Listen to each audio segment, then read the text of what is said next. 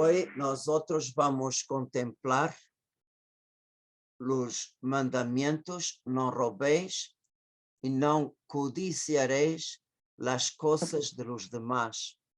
Bienes ajenos. Y vamos a empezar nuestra meditación por el primer libro de las Crónicas, capítulo 29. Después David bendijo al Señor en presencia de toda la asamblea, diciendo: Bendito seas, Señor, Dios de nuestro Padre Israel, desde siempre y para siempre. Tuya, Señor, es la grandeza, la fuerza, la gloria, el esplendor y la majestad, porque a ti pertenece todo lo que hay en el cielo y en la tierra. Tuyo, Señor, es el reino. Tú te elevas por encima de todo. De ti proceden la riqueza y gloria, y tú lo gobiernas todo. En tu mano están el poder y la fuerza, en tu mano la que engrandece y afianza todas las cosas. Por eso, Dios nuestro, te damos gracias y alabamos tu nombre glorioso.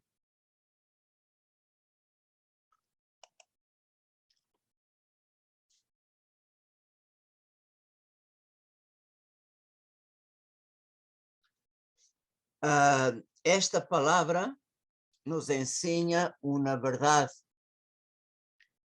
que aquella gente que tiene fe, que tiene su corazón unido al Señor, todas las cosas fueron creadas por Él, quiere decir, todas las cosas en la tierra, en el cielo, las cosas visibles y invisibles, segundo la palabra de San Pablo. Por tanto, todo es de Él. Y nosotros, por las catequesis que tuvimos de los ángeles, sabemos que los espíritus bem-aventurados foram os primeiros a serem criados, os primeiros a serem submetidos a uma prueba e os primeiros a se tomarem uma decisão por Deus ou contra Deus. Segundo el himno, la creación de los 7 días, los ángeles, la creación del mundo angélico, fue hecho en el primer día de la creación. Entonces fue la creación, la prueba y la separación. Y vemos que mismo los demonios continúan siendo propiedad de Dios, porque Dios se olvidara de los demonios por un momento, ellos se quedarían de nuevo en nadie. Y claro que ellos creen en la existencia de Dios, y segundo Santiago, ellos creen y tiemblan, Santiago 2:19. Pero la fe que tienen en Dios es una fe estéril que no produce obras ni actos con valor sobrenatural, porque ellos están verdaderamente separados de Dios, mismo que continúan a ser criaturas de Dios. Y vemos que los demonios también, ellos, al nombre de Jesús, tienen que se arrodillar, como San Pablo habla a los filipenses. Entonces vemos que los primeros a serem criados fueron los ángeles, después toda la creación material, todo el universo, y al final fueron criados los hombres. y el hombre, a la criatura humana, Dios confió la administración de toda la creación material. Por tanto, el Señor confió esta tarea al ser humano. Entonces podemos decir, sin duda, en relación a Dios somos administradores y Dios nos confía la creación por un cierto tiempo, hasta la hora de nuestra muerte,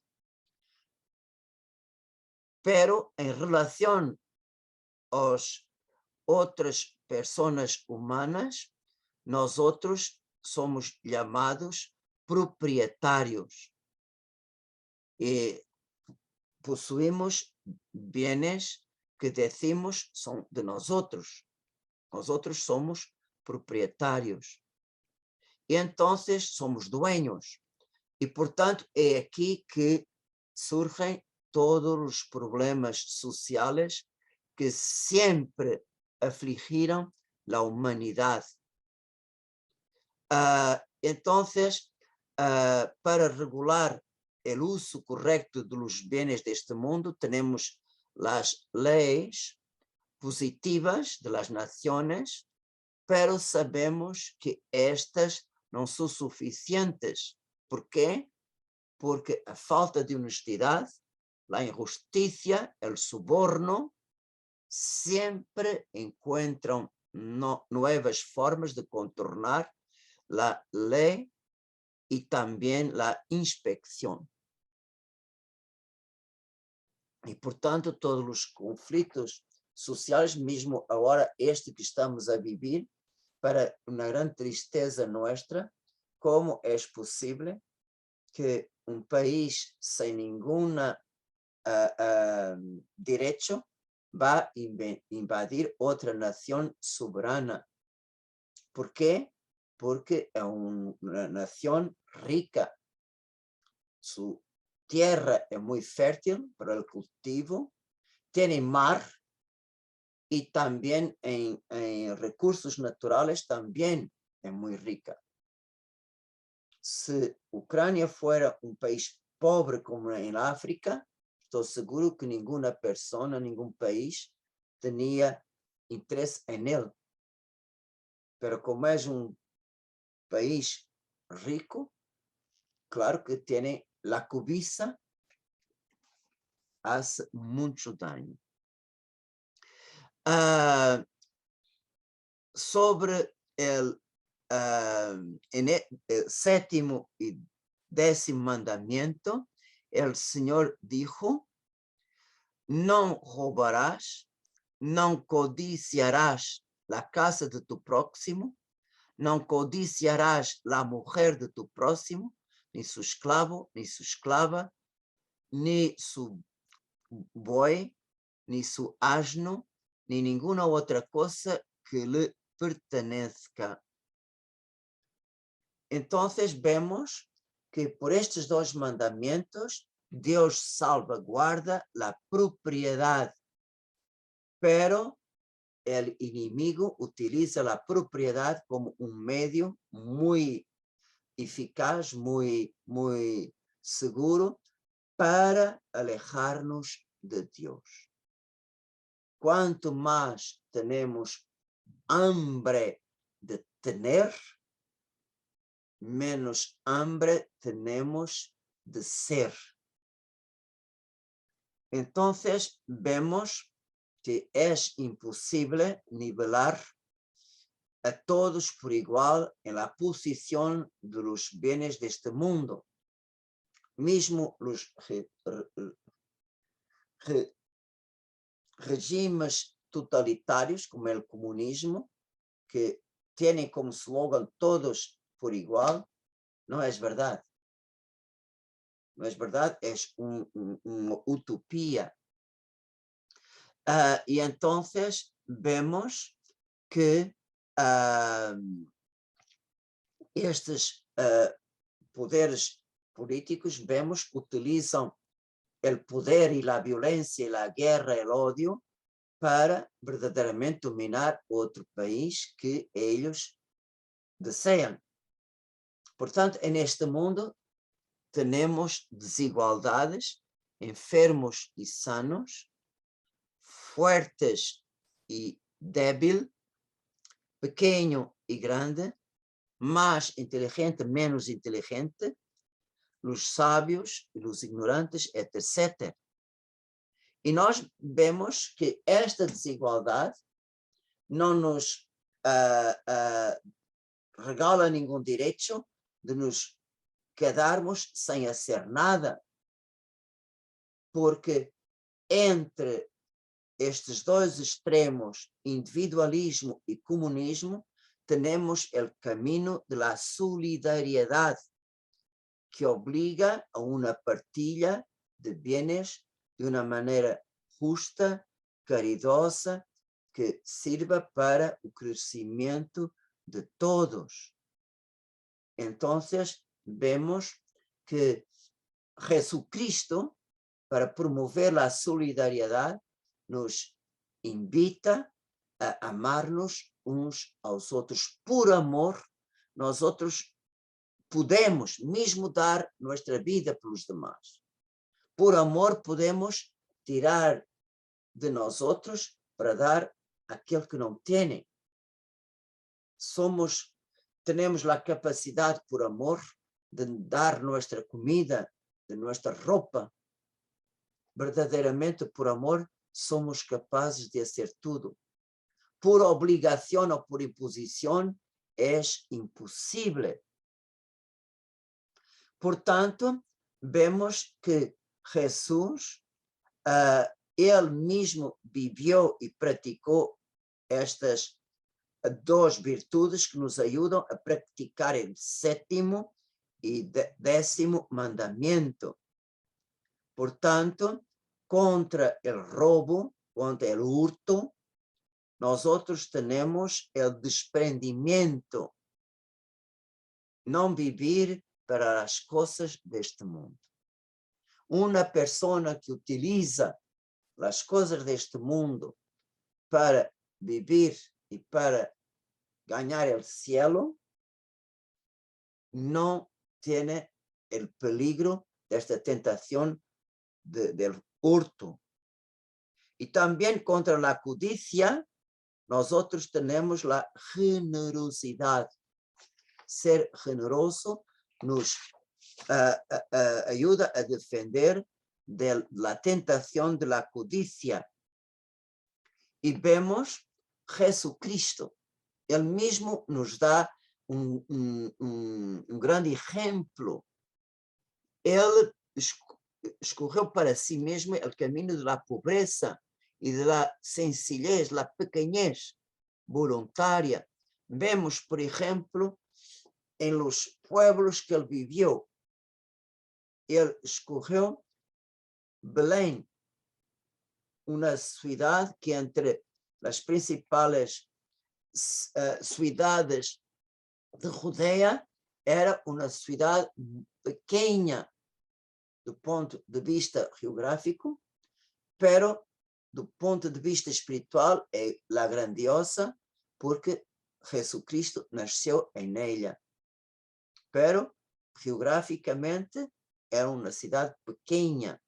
Nazaré, onde Jesus viveu, a maior parte de sua vida familiar, era uma cidade com mala fama, porque era gente muito que hacía muitos chismes, críticas, sempre estava. Então, al ponto que Natanael dijo, quando Filipe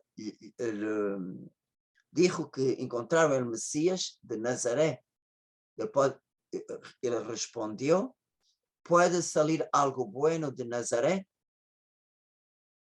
E vemos que isto, do ponto de vista geográfico, em sua vida pública, Jesus chega a dizer que los zorros tienen sus cuevas y las aves del cielo sus nidos, pero el Hijo del Hombre no tiene dónde reclinar la cabeza. Por tanto, siendo Señor de todas las cosas, vemos, Él esconde su grandeza en este camino de pobreza, desprendimiento, sencillez y pequeñez.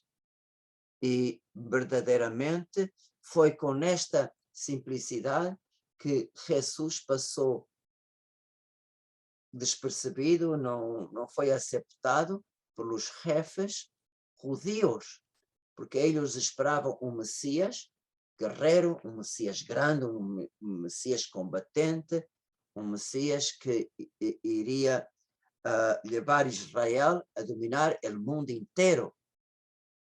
Por tanto, un Mesías que va a morrer en la cruz, entonces no es este hombre que nosotros esperamos. Y es curioso que a partir do dia de la venida del Espíritu Santo, siempre Dios, para su iglesia, siempre Él llama o que es despreciable, o que es pequeño a los ojos del mundo. ¿Y por qué? Para dejar muy claro que la obra realizada no es de los hombres, pero es de Dios. Por ejemplo, en la historia de la iglesia vemos quién son aquellos que la Virgen llama para una mensaje. Vemos en nuestro continente, en México, Juan Diego, cómo era un hombre tan sencillo, tan pequeño, cómo él habla con la Virgen, qué palabras tan sencillas, tan lindas. Vemos también los pastorcillos de Fátima. Fátima era un pueblo que es posible que en la época quase no aparecía en el mapa de Portugal. Un pueblocito perdido en la montaña. Y niños que Nuestra Señora tuvo que decir, quiero que ustedes van a aprender a leer. Por tanto, vemos que en todos los momentos Dios siempre llama y siempre desea para su servicio personas muy sencillas. ¿Y por qué? Porque son esta gente sencilla, estos pobres de corazón, de espíritu, son de ellos el reino de los cielos. Y vemos que con este ejemplo la iglesia es invitada a seguir os passos de Jesucristo. Y sabemos que verdaderamente las riquezas de este mundo muchas veces un obstáculo que nos impide alcanzar nuestro fin. Vemos en el Evangelio cuando el Señor llamó a el joven rico, él no siguió Jesús. Vemos, por ejemplo, que contradicción Mateo, como Zaqueo también, pero Mateo era un publicano y él puede dar a Jesús con sus compañeros un gran banquete en su casa. Y vemos que él dejó su trabajo, su profesión para seguir a Jesús. Era rico, pero no estaba apegado en las cosas de este mundo. Como también Zaqueo, para reparar posiblemente su falta de honestidad, Señor, eu vou dar 4 vezes mais se prejudiquei uma pessoa la mitad de mis bienes a los pobres. Entonces vemos, no solamente él abre mano de sus bienes, pero también quer reparar sus faltas. Estes dois ejemplos, en contrapartida, el joven rico. Y Jesús sobre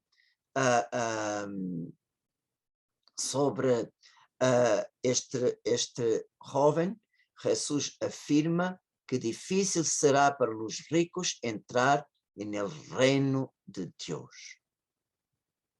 Y también vemos que o malvado ladrón que foi crucificado com Jesus foi a codicia de bienes que o levava a roubar.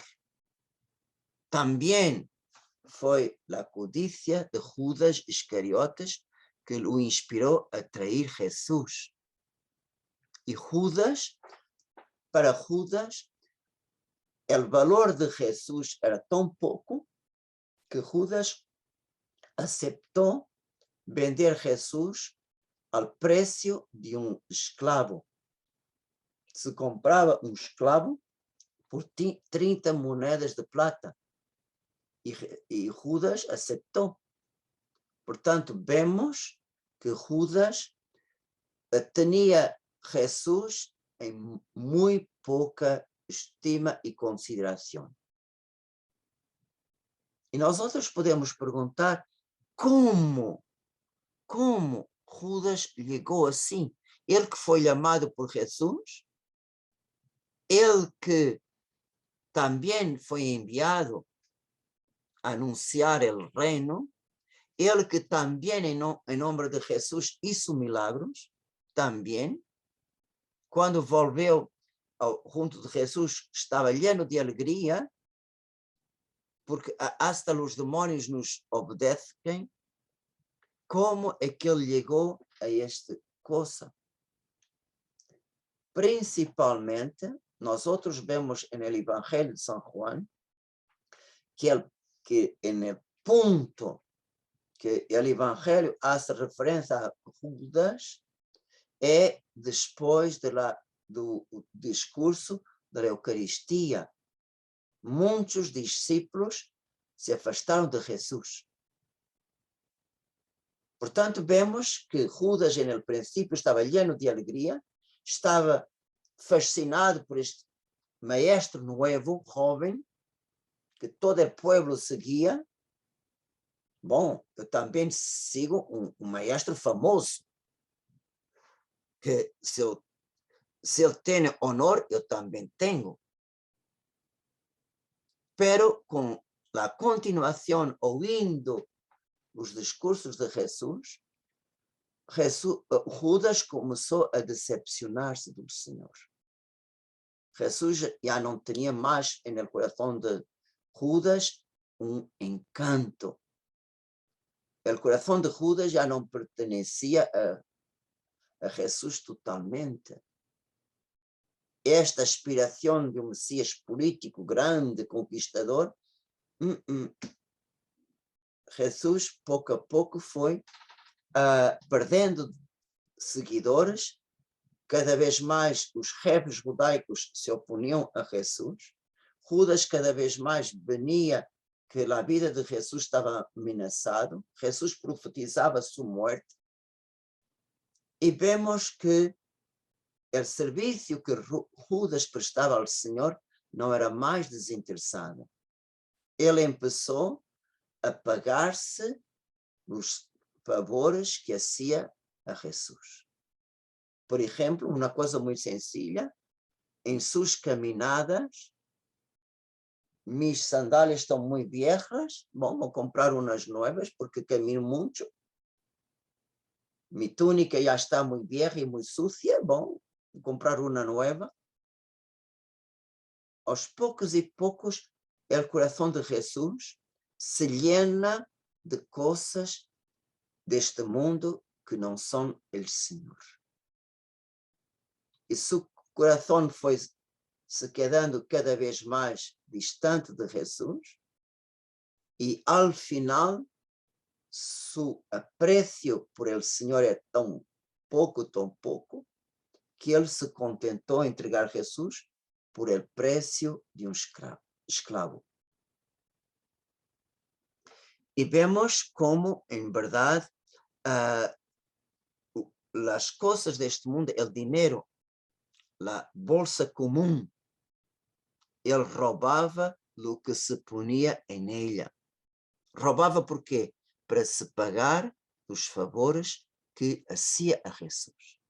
Ele servia a Jesús não mais como os demais, sem nenhuma paga, sem nenhum interesse, pero ele sim, já que tenho a bolsa, entonces eu vou me pagar os favores que hago. Eu mereço este pagamento.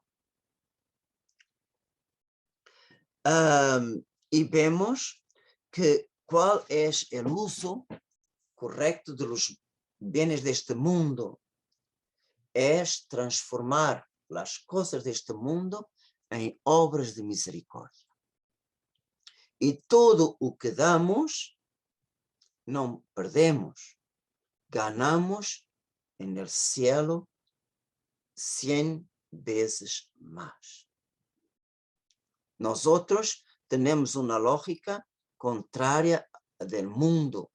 Todo o que damos, perdemos, nos quedamos sem. Pero para Dios, tudo o que damos es multiplicado y recompensado, no solamente en este mundo, también en la eternidad. Y por eso vemos las obras de la misericordia son el mejor ejemplo para resgatar los bienes de este mundo de la pata del demonio. Por tanto, contra toda la codicia y toda avaricia, tenemos que tener este corazón desprendido, tenemos que tener la generosidad para que el demonio no nos pueda tornar prisioneros de estas cosas de este mundo. Vivimos en este mundo, pero no somos de este mundo.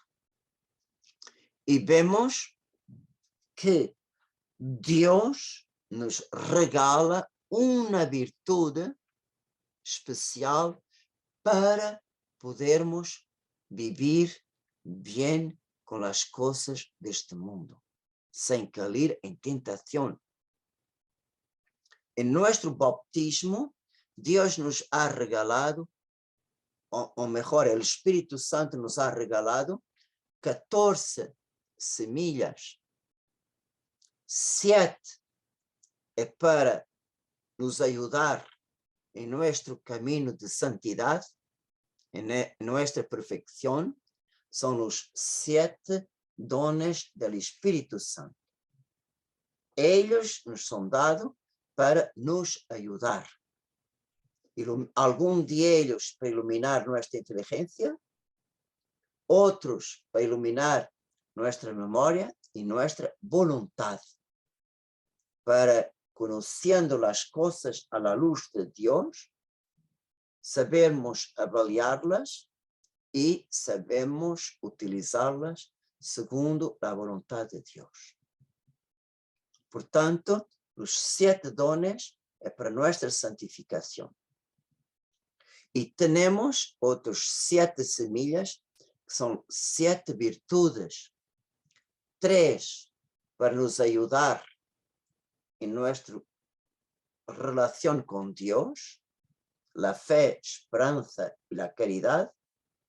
Y tenemos 4 que nos ayuda a vivir en equilibrio, en orden, con nosotros mismos, con los demás y con las cosas de este mundo. Son las virtudes que decimos cardinales, que orientan nuestro comportamiento. Y la virtud que nos ayuda a vivir bien nuestras relaciones con los demás, con nosotros, con las cosas de este mundo, es la virtud de la justicia. Portanto, nos ayuda nuestra relación con los demás, nos garantiza el respeto por los demás y por los bienes que Dios nos ha dado, que debemos tenerlos, sí, para nos ayudar en nuestro camino de santificación en este mundo, pero también para ayudarnos los demás. Por tanto, y Dios quiere, segundo su voluntad, que los bienes de este mundo nos ayuden a llegar hasta Él. Y por tanto, vemos que la justicia se divide en 3 puntos. La justicia jurídica regula las obligaciones de los ciudadanos para con la sociedad conforme a la ley. Esta es la justicia jurídica. Justicia distributiva regula las obligaciones para con los, regula las obligaciones de los superiores hacia sus súbditos. Por ejemplo, os gobernantes para os governados, os patrones para com seus empregados. También, por ejemplo, podemos decir el sacerdote para con sus feligreses, para con su gente. Una persona que tiene o está investida de autoridad para con aquellas personas que Dios confió a él. Y tenemos por último la justicia conmutativa, regula los derechos y las obligaciones entre nosotros. Por tanto, vemos que nosotros tenemos las obligaciones de nosotros para con la sociedad, conforme las leyes justas. Distributiva, as obrigações dos superiores para com os que aqueles estão subordinados, e comutativa, os direitos e obrigações entre nós outros. E nós vemos que é aqui que abunda, aqui que há muitos pecados, por exemplo, no catecismo, os 4 pecados que clamam ao cielo, 2 es contra esta virtud de la justicia. Por ejemplo, opresión de los pobres, especialmente órfanos y viudas, y no pagar el justo salario a quien trabaja. Estos son 2 de los 4 pecados que claman a los cielos. Y vemos que nos sirve la acumulación sin necesidad y sin honestidad de los bienes materiales, no nos sirve para nada. Jesús dijo que vale un hombre ganar el mundo entero, se va a perder su alma. Hoy, por ejemplo, yo recibí en el internet un pequeño vídeo, una pequeña canción hecha por niños y adultos de la Ucrania, dirigida al presidente de la Rusia.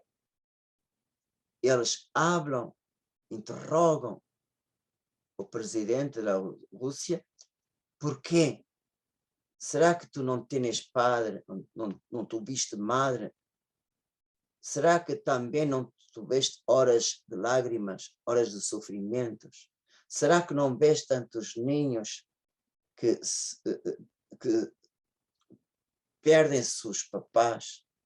Tu não vês quantas mulheres que perdem seu esposo e seus filhos? E al final, en la canción los niños dicen, há una persona que é mais grande do que nós outros. y que tú tienes que dar cuentas. É uma beleza que este vídeo é uma beleza como os niños cantam. E é verdade. Portanto, vemos que a muerte vai nos roubar tudo que é deste mundo. Entramos neste mundo sem nadie. Nem os ricos entraram neste mundo com joias, e os ricos entraram neste mundo como os pobres, completamente desnudos. E todos vamos sair deste mundo de igual maneira, tão pobres que nem tão pouco podemos levar nosso corpo. Por isso, verdadeiramente, é importante ter esta consciência. Minha vida solamente vale aquilo que a morte não nos pode quitar. Tudo que é deste mundo, a morte nos rouba. E solamente levamos as obras que têm valor eterno. Portanto, vemos como é importante não cair em faltas contra a justiça. E normalmente, para quem chega, por exemplo, a cometer roubo muito grande, começou por coisas muito pequenas. Isto não é nada, é uma coisa que todos fazem. Pero é pecado contra o 7º ou 10º mandamento. Por exemplo, uma coisa que ocorre muito facilmente, trabalhador leva para sua casa material de sua fábrica. Ou, por exemplo, que em um hospital, tenho acesso ao estoque do hospital, vou levar medicamentos, vou levar álcool, vou levar outras coisas, não hace falta. Sim, é verdade, nenhuma pessoa vai ver, vai hacer falta, não vai dar-se conta, pero Deus vê. Tu estás a pegar uma coisa que não é tua.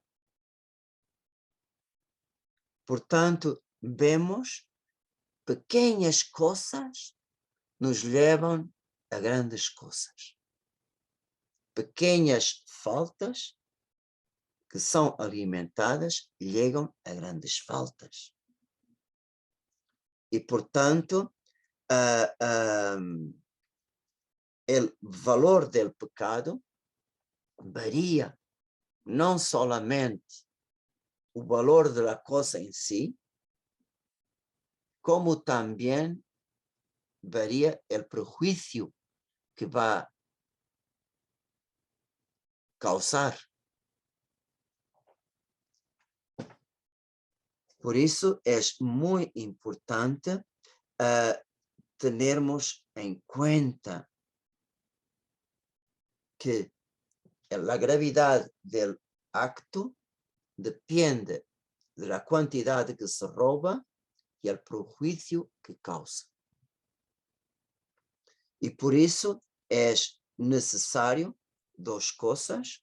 É necessário a confissão para perdoar estes pecados e a reparação. A reparação. Como dizer, reparar o dano causado. Por vezes, pode ocorrer que nós não podemos reparar o dano. Então, o sacerdote na confissão pode dar uma reparação espiritual do dano causado. Há uma devoção portuguesa em los Açores que se chama a devoção de las 3 missas en honor de Nuestra Señora de la Guía, quer dizer, ela vai guiar nuestra alma después de la muerte. Entonces, son 3 misas seguidas. La primera en honor de Nuestra Señora, para que ella después de nuestra muerte nos lleve a un camino bueno, a ver Jesús, como decimos en Salve, Reina Madre de Misericórdia, mostra a nosotros Jesús. La segunda misa se llama la misa de la restitución.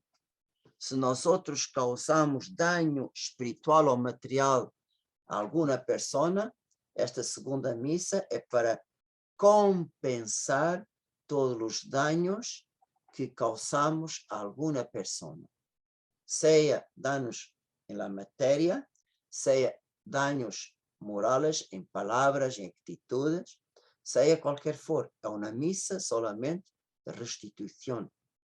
En tercer lugar, é a misa de remisión de los pecados. Una misa que va a abreviar nuestro purgatorio.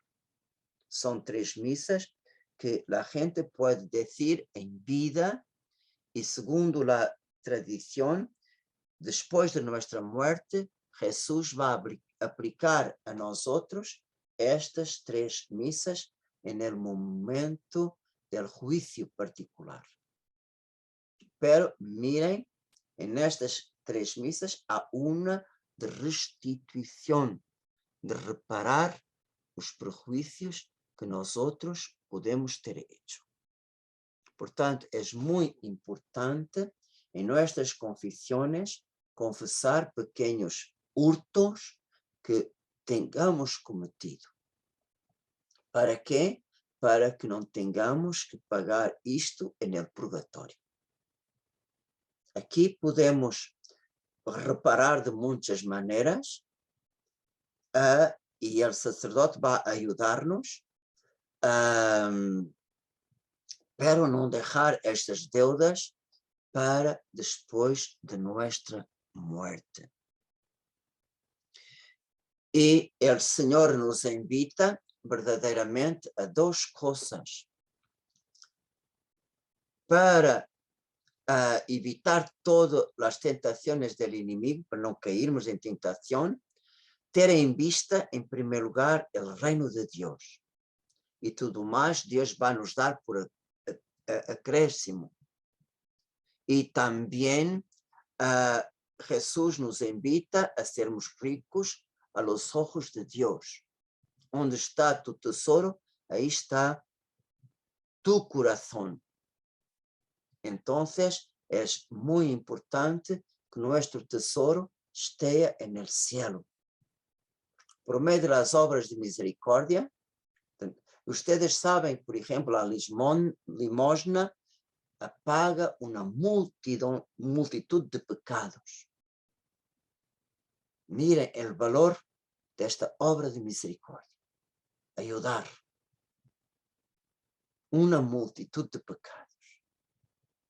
E é isto que nós outros temos que ser ricos a los ojos de Deus para não nos deixar que o inimigo nos seduzca e nos haga um dano tremendo.